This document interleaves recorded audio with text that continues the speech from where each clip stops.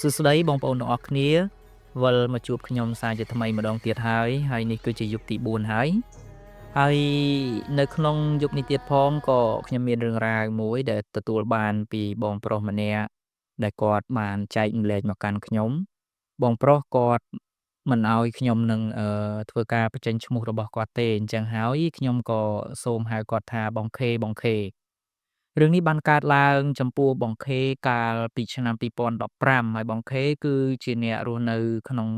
ទឹកដីខេត្តកំពង់ចាមប៉ុន្តែរឿងរ៉ាវដែលបានកើតឡើងចំពោះគាត់នេះមិនមែនកើតនៅក្នុងទឹកដីកំណើតរបស់គាត់ទេគឺកើតឡើងនៅ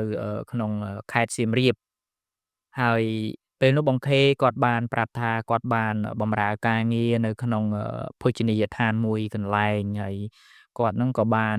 តាក់ទងជាមួយនារីម្នាក់រហូតដល់ពួកគាត់បានស្រឡាញ់គ្នាចឹងទៅក៏បានចូលស្ដីដណ្ដឹងទៅតាមប្រពៃណីខ្មែរបរបស់យើងចឹងទៅហើយចង់ដឹងថាតើរឿងរ៉ាវទាំងអស់នេះកើតឡើងចំពោះបងខេយ៉ាងណានោះក៏សូមអញ្ជើញពុកម៉ែបងប្អូនទាំងអស់គ្នារីករាយសន្ដាប់ជាមួយខ្ញុំបាទដោយប្រើវិចារណញ្ញាណទាំងអស់គ្នាបាទ រឿងនេះបានកើតឡើងចំពោះបងខេកាលពីឆ្នាំ2015កាលនោះបងខេបានបម្រើការងារមួយកន្លែងនៅក្នុងភោជនីយដ្ឋានមួយនៅក្នុងខេត្តសៀមរាបហើយបងខេក៏បានតាក់ទងនារីម្នាក់ដែលគាត់នឹងមានស្រុកកំណើតនៅខាងស្រុកជីក្រែងហើយស្ថិតនៅក្នុងខេត្តសៀមរាបយើងនេះឯង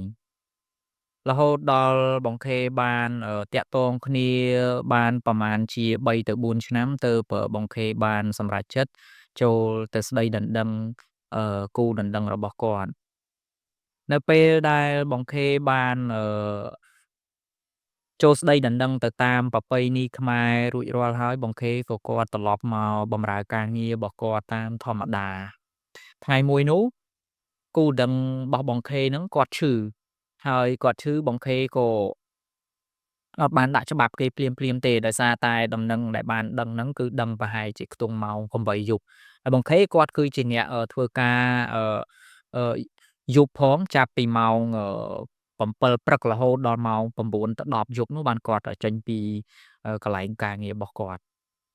នៅពេលដែលបងខេបានទទួលដំណឹងហើយបងខេក៏គាត់នឹងរៀបចំប៉ុន្តែរហូតទាល់តែគាត់ចប់ម៉ោងការងាររបស់គាត់នឹងទៅក៏គាត់រៀបចំធ្វើដំណើរទៅកាន់ផ្ទះគូដណ្ដឹងរបស់គាត់ហ្នឹងទៅហើយចៃដន្យយប់នោះក៏មានភ្លៀងធ្លាក់រលឹមស្រិចៗចឹងទៅបងខេបានធ្វើដំណើរដោយម៉ូតូរបស់គាត់ហ្នឹងនៅពេលដែលបងខេធ្វើដំណើរទៅបងប្អូនស្គាល់ហើយភូមិមួយដែលយើងហៅថាភូមិខ្ចាស់ដែលមានប្រជាជនរបស់យើងនៅតំបន់នោះគាត់បកបអាជីវកម្មលក់ដូរនៅកាឡានដុតអីចឹងទៅនៅទីនោះហើយ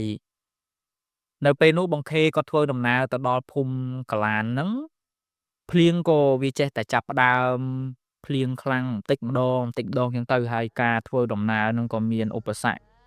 លំបាកខ្លះៗដោយសារតែបងប្អូនដឹងហើយនៅពេលដែលយើងធ្វើដំណើរពេលយប់ហើយជួបជាមួយនឹងភ្លៀងធ្លាក់ចឹងទៀតគឺវាពិបាកក្នុងការធ្វើដំណើរដោយសារតែបងខេគាត់បើកម៉ូតូនៅពេលដែលបងខេគាត់បើកផុតជិតផុតភូមិកាឡានហ្នឹងហើយនៅប្រហែលជាខ្ទង់300-400ម៉ែត្រទៀតផុតភូមិកាឡានហ្នឹងហើយបងខេហ្នឹងក៏ឃើញក្មេងប្រុស2នាក់ប្រហែលជាខ្ទង់អាយុ6-7ឆ្នាំប៉ុណ្ណឹងហើយពេលនោះបងខេថាម៉ោងប្រហែលជាចូលជិត2ដណ្ដប់យប់ហើយម៉ោងម៉ោងប្រហែលជាខ្ទង់ម៉ោងដប់ជាងជិតទីដណ្ដប់ហើយបងខេឃើញក្មេងប្រុសហ្នឹងឈរនៅខាងស្នាមដៃផ្លូវដែលគាត់ត្រូវធ្វើដំណើរទៅហ្នឹងនៅខាងស្នាមដៃហើយក៏បក់ដៃហៅឲ្យគាត់ឈប់ដល់អញ្ចឹងបងខេគាត់ក៏ឈប់ទៅឈប់ហើយក្មេងប្រុស2នាក់ហ្នឹងក៏សុំបងខេដោយសារជាមួយហើយក៏ប្រាប់បងខេថាបងឲ្យខ្ញុំសុំដោយសារបងទៅជាមួយផងដោយសារតែផ្ទះរបស់ខ្ញុំហ្នឹងនៅប្រហែលជាខ្ទង់500ម៉ែត្រទៀតដល់ហើយបងទៅបងខេឆ្ងល់ថាទេយប់ស្មាននេះហើយមានក្មេងប្រុសមកពីណាទៀតបងខេក៏អត់បានចាប់អារម្មណ៍ក៏មិនបានភ័យខ្លាចដែរដោយសារតែការដែលបង្ហាញឲ្យឃើញហ្នឹងគឺជាទម្រង់លក្ខណៈមនុស្សធម្មតាក្មេងធម្មតាអញ្ចឹងណាបងប្អូនបងខេក៏ឲ្យឡើងលើម៉ូតូគាត់ទៅ ចឹងនៅពេលដែលបងខេគាត់ធ្វើដំណើរបន្តទៀតគាត់ក៏សួរនាំ ចេះមួយចុះមួយផ្ទះខ្លួនឯងនៅខាងមុខហ្នឹងនៅម្ដុំណាដែរនៅជាប់នឹងផ្លូវជាតិហ្នឹងឬក៏ចូលទៅក្នុងទៀតហើយខ្លួនឯងមកពីណាទៅណាបានយប់ថ្មហ្នឹងហើយខ្លួនឯងអត់ទាន់ចូលផ្ទះអញ្ចឹងណាដល់អញ្ចឹងក្មេង2នាក់ហ្នឹងក៏គាត់ឆ្លើយបែបជាលក្ខណៈមួយអញ្ចឹងដែរថាគាត់ហ្នឹងគឺឪពុកម្ដាយរបស់គាត់ហ្នឹងបែកកង់ម៉ូតូដល់ពេលអញ្ចឹងទៅគាត់ក៏ឲ្យក្មេងទាំង2នាក់ហ្នឹងចាំនៅហ្នឹងហើយគាត់យកម៉ូតូហ្នឹងទៅប៉ះតែនៅពេលដែលគាត់ទៅហ្នឹងគឺទៅបាក់លើយអត់ឃើញមកយកពួកគាត់វិញគាត់ក៏ចេះតែចាំបាត់អញ្ចឹងទៅអានេះគឺអ្វីដែលក្មេងប្រុសទាំង2នាក់ហ្នឹងបាននិយាយឆ្លើយឆ្លងជាមួយនឹងបងខេបន្ទាប់មកបងខេក៏សួរនាំរឿងរ៉ាវផ្សេងទៀតប៉ុន្តែអ្វីដែលចម្លែកគឺក្មេងប្រុសហ្នឹងអត់បានឆ្លើយតបមកកាន់បងខេវិញទេបងខេគឺគាត់និយាយដែរអញ្ចឹងដល់ពេលបងខេធ្វើដំណើរបានប្រហែលជាខ្ទង់3ទៅ400ម៉ែត្រហ្នឹងហើយក៏បងខេសួរថាអូនណាផ្ទះខ្លួនឯងជិតដល់នៅដល់អញ្ចឹងក៏អាក្មេងប្រុសហ្នឹងឆ្លើយថាបងផ្ទះខ្ញុំនៅ10ម៉ែត្រទៀតដល់ហើយនៅខាងស្ដាំដៃបងតែសំឡេងដែលនិយាយមកគឺរង្វើលមែនតើចឹងបងខេក៏គាត់អត់មានចាប់អារម្មណ៍អីដែរនៅពេលដែលគាត់ជិះទៅប្រហែលជាខ្ទង់10ទៅ20ម៉ែត្រទៀតបងខេក៏ចាប់ផ្ដើមសួរម្ដងទៀតថាអូនផ្ទះខ្លួនឯងដល់នៅពេលនោះក៏អត់មានឮសំឡេងឆ្លើយតបមកកាន់បងខេដែរស្រាប់តែបងខេគាត់ងាកក្រោយគឺបាត់ក្មេងប្រុសទាំង2នាក់ហ្នឹងបាត់ទៅហើយទិដ្ឋភាពពេលហ្នឹងគឺពិតជាគួរឲ្យព្រឺខ្លាចមែនទែនបងប្អូនដោយសារនៅកន្លែងដែលបងខេឈប់ហ្នឹងគឺអត់មានអឺមនុស្សទេហើយក៏អត់មានអ្នកបើកបរទៅមកដែរពេលហ្នឹងគឺចៃដន្យមែនទែនគឺស្ងាត់តែម្ដងហើយនៅខាងស្នាមដៃហ្នឹងបងខេថាមានខ្ទមមួយខ្ទមហ្នឹងគឺនៅក្រោមដើមស្នាយមួយដើមហើយដើមស្នាយហ្នឹងមានដំបូកមានន័យថាដើមស្នាយហ្នឹងគឺដោះនៅចំពីលើដំបូកហើយមានខ្ទមនៅខាងមុខហ្នឹងមួយខ្ទមប្រហែលជាខ្ទមអ្នកតាអីចឹងទៅហ្នឹងហើយគាត់ក៏មើលមិនសូវច្បាស់ដែរដោយសារយប់ដល់ពេលបងខេគាត់ក៏លេចមើលមកក្រោយអត់ឃើញក្មេងទាំង2នាក់ហ្នឹងក៏បងខេធ្វើដំណើរហួសទៅរហូតដល់បងខេធ្វើដំណើរមកដល់ផ្លូវកាច់ចូលវត្តហៅថាវត្តខ្សាច់បងប្អូនវត្តខ្សាច់ដោយសារតែគូនតឹងរបស់គាត់ហ្នឹងគឺស្ថិតនៅក្នុងភូមិយាងឃុំឫស្សីលោកស្រុកជីក្រែងខេត្តសៀមរាបជាងហ្នឹងគាត់បត់ចូលតាមវត្តខ្សាច់ហ្នឹងឯងចឹងគាត់ថាពេលដែលគាត់បត់ចូលហ្នឹងគឺគាត់បានមើលម៉ោងបញ្ជាក់ដែរម៉ោងប្រហែលជាខ្ទង់12កន្លះចឹងគាត់បត់ម៉ូតូចូលហើយនៅក្នុងវត្តហ្នឹងគឺលោកធ្វើអាទ្វារបើកចេញចូលក្នុងវត្តណាបងប្អូនចឹងអាទ្វារហ្នឹងតែកាលណាយប់គឺលោកចាក់សោហើយអញ្ចឹងជិះចូលទៅអត់កើតទេប៉ុន្តែមានផ្លូវមួយវាងតាមរបងវត្តហ្នឹងសៀតាមរបងវត្តហ្នឹងហើយនៅក្នុងវត្តហ្នឹងមានដើមគគីមានដើមឈើដើមព្រេងខ្យល់អីអមតាមផ្លូវចូលហ្នឹងឯងចឹងនៅពេលដែលបងខេគាត់ធ្វើដំណើរទៅដល់មុខវត្តហ្នឹងគឺគាត់ឃើញថាលោកចាក់សោបាត់ហើយព្រោះអីម៉ោង12ជាងហើយដល់អញ្ចឹងអត់ជម្រើសទេបងប្អូនគាត់ក៏អត់បកក្រោយមកដែរប៉ុន្តែពិតទៅមានផ្លូវមួយទៀតដែលយើងអាចជិះវៀងទៅផុតអាកន្លែងវត្តហ្នឹងត្រូវបកមកក្រោយឡើងផ្លូវជាតិវិញតែបងខេថាបកក្រោយមកវាខាតពេលវេលារបស់គាត់អញ្ចឹងគាត់សុខចិត្តជិះសរសៀរអែបនឹងរបងវត្តហ្នឹងហើយបញ្ជាក់បងប្អូនបន្តិចនៅក្នុងវត្តហ្នឹងគឺពោរពេញទៅដោយចេតិយដែលអ្នកស្លាប់ទៅហ្នឹងគេសុំលោកសុំអីកសាងចេតិយទៅក៏យកធាតុឪពុកម្ដាយរបស់ហ្វេហ្នឹងទៅតម្កល់នៅហ្នឹងប៉ុន្តែនៅខាងក្រៅរបងវត្តហ្នឹងគឺមានហៅថាជាបណដ្ឋានឬក៏យើងហៅថាបច្ឆាបូជាសពមួយនៅកន្លែងហ្នឹងហើយមានព្រៃដោះស៊ុបទ្រុបមានដើមគគីហើយនឹងដើមពោធិ៍មួយដើមធំនៅ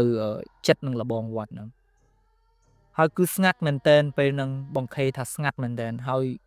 ខ្យល់បក់អាសៀអមជាមួយនឹងទឹកភ្លៀងស្រិចហ្នឹងគឺគាត់ថាខ្លាចមែនទែនព្រឺព្រួចមែនទែនប៉ុន្តែបងខេគាត់ថាយ៉ាងណាក៏គាត់ផ្ចង់អារម្មណ៍ស្មារតីដែរធ្វើធម្មតាមិនខ្លាចនៅពេលដែលបងខេគាត់ចាប់ផ្ដើមបើកម៉ូតូរបស់គាត់នេះមកដល់មុខបច្ឆាកន្លែងគេបូជាសពហ្នឹងមិនឆ្ងាយប្រហែលពីដើមពោធិ៍ទេបងប្អូនដើមពោធិ៍ហ្នឹងគឺវាចម្ងាយពីបច្ឆាហ្នឹងប្រហែលជាខ្ទង់20ម៉ែត្រប៉ុណ្ណឹងបងខេស្រាប់តែឮសំឡេង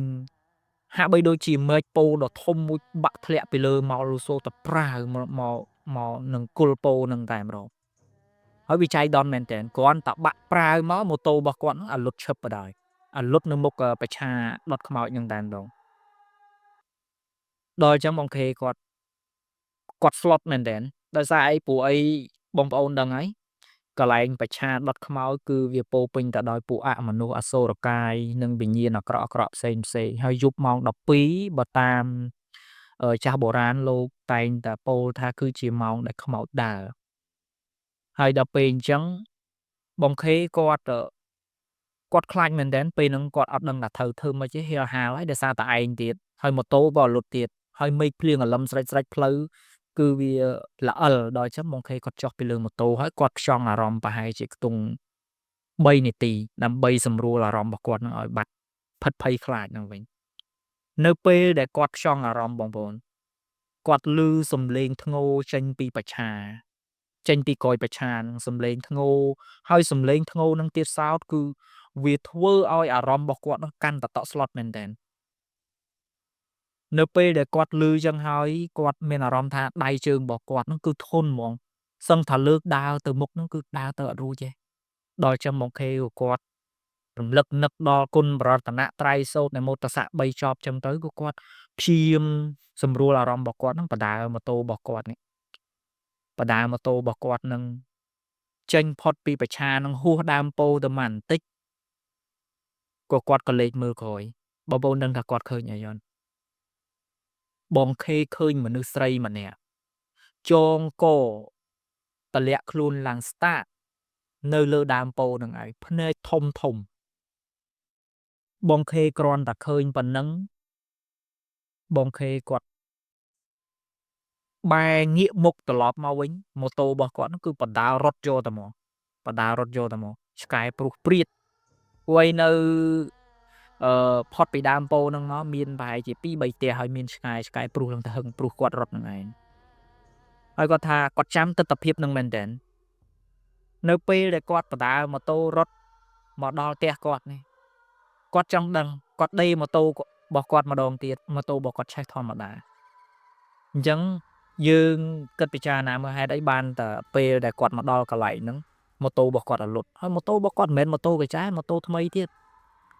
ដល់អញ្ចឹងគាត់គិតថាអូប្រហែលជាអារឿងដែលកើតឡើងចំពោះគាត់ធ្វើឲ្យម៉ូតូរបស់គាត់មិនឆេះរលត់នឹងឯងគឺជារឿងហេតុការណ៍មួយកើតឡើងអំពីពួកអមនុស្សធ្វើកលគាត់បាទបន្ទាប់មកព្រឹកឡើងបងខេក៏បានប្រាប់ដំណើរដើមតងទៅកាន់ឪពុកម្ដាយក្មេករបស់គាត់ទៅក៏ឪពុកម្ដាយក្មេករបស់គាត់នឹងប្រាប់ថាអូកូនហើយកន្លែងហ្នឹងតែយប់ឡើងតែម៉ោង9ម៉ោង10គ្មានអ្នកណាហ៊ានបើកបរកាត់តាមហ្នឹងទៀតទេពីព្រោះកន្លែងហ្នឹងគឺជាកន្លែងមួយដែលពោរពេញទៅដោយពួកអមនុស្សច្រើនលងគេខ្លាំងណាស់ហើយកាលពីដើមហ្នឹងនៅកន្លែងដើមពោធិ៍ហ្នឹងធ្លាប់មានខ្មោចមនុស្សស្រីកូនអ្នកស្រុកនឹងឯងគាត់ទៅចងកសម្លាប់ខ្លួនដោយសារតែគាត់នឹងមានវិបត្តិស្នេហាគាត់ទៅសម្លាប់ខ្លួនគ្រាន់តែឮអញ្ចឹងបងខេសន្និដ្ឋានបានថាអូតាមពិតខ្មោចមនុស្សស្រីដែលគាត់បានឃើញកាលពីយប់មិញចងកស្តាកទម្លាក់ខ្លួនមកហ្នឹងហើយមានភ្នែកធំៗហ្នឹងប្រកាសជាខ្មោចមនុស្សស្រីនឹងឯងហើយអ្វីដែលគាត់ម៉ូតូរបស់គាត់ដេរមិនឆេះអីមិនឆេះហ្នឹងក៏ខ្មោចនឹងឯងជាអ្នកធ្វើកលដែរនេះជារឿងហេតុការណ៍ទី1ហើយរឿងហេតុការណ៍ទី2នៅពេលដែលបងខេបានត្រឡប់ទីផ្ទះឪពុកម្ដាយក្មេករបស់គាត់មកវិញនៅពេលដែលគាត់ធ្វើដំណើរមកដល់កន្លែងដែលគាត់បានឈប់កាលពីយប់មិញឲ្យក្មេងប្រុសទាំងពីរនាក់ហ្នឹងចុះហ្នឹងក៏គាត់សម្លឹងមើលទៅដើមស្នាយដែលមានខ្ទមអ្នកតានៅពីមុខហ្នឹងបងខេក៏ឈប់ម៉ូតូហើយគាត់ដើរចូលទៅមើលនៅពេលដែលគាត់ដើរចូលទៅមើលគាត់ឃើញមានរូបសំណាកក្មេង2នៅក្នុងខ្ទមហ្នឹងឯងដល់ពេលចឹងទៅបងខេក៏ចេញមកវិញទៅនៅពេលដែលបងខេចេញមកវិញបងខេជិះម៉ូតូបានប្រហែលជាខ្ទង់20ម៉ែត្របងខេក៏បានឈប់ទិញកាឡានដុតនឹងហើយក៏បងខេបានសួរនាំពាក់ព័ន្ធទៅនឹងរឿងរ៉ាវដែលបានកើតឡើងកាលពីយប់មិញបងខេថាកាលពីយប់មិញហ្នឹងគាត់បានជួបក្មេងប្រុស2នាក់នៅខាងមុខនោះហើយក៏បានសុំដោយសារជាមួយគាត់ហ្នឹងថាឪពុកម្ដាយរបស់គាត់ហ្នឹងបែកកង់ម៉ូតូហើយយកម៉ូតូមកប៉ះដល់ចង់អត់ឃើញពួកគាត់ទៅយកវិញទេហើយដល់ពេលអញ្ចឹងក្មេងទាំងពីរហ្នឹងក៏ចាំរហូតដល់យប់ ថ្មហ្នឹងទៅបានមកជួបគាត់ហ្នឹងក៏សុំគាត់ដោយសារមកជាមួយ ដល់អញ្ចឹងក៏អ្នកលក់កាឡានហ្នឹងបានសួរពីភិនភាគចំពោះបងខេហើយពាក់ព័ន្ធទៅនឹងក្មេងទាំងពីរនាក់ហ្នឹងក៏អ្នកលក់កាឡានប្រាប់ថាអូបងអើយតាមពិតទៅក្មេងពីរនាក់ដែលបងឯងដឹកយប់មិញហ្នឹងមិនមែនមនុស្សទេគឺជាខ្មោចពីព្រោះកាលពីមួយខែមុនហ្នឹងនៅកន្លែងហ្នឹងមានគ្រោះថ្នាក់ចរាចរណ៍មួយឡានដឹកផ្លែឈើហ្នឹងបានបុកអឺម៉ូតូដែលដឹកកូនចេញពីសាលាម៉ូតូពូម្នាក់ហ្នឹងដឹកកូនគាត់ចេញពីសាលាមកគ្រោះថ្នាក់កន្លែងហ្នឹងឯងតែវាជាអកុសលអីក្មេងប្រុសពីរនាក់ហ្នឹងក៏ស្លាប់ទៅហើយឪពុកហ្នឹងក៏គេអាចជួយសង្គ្រោះបាន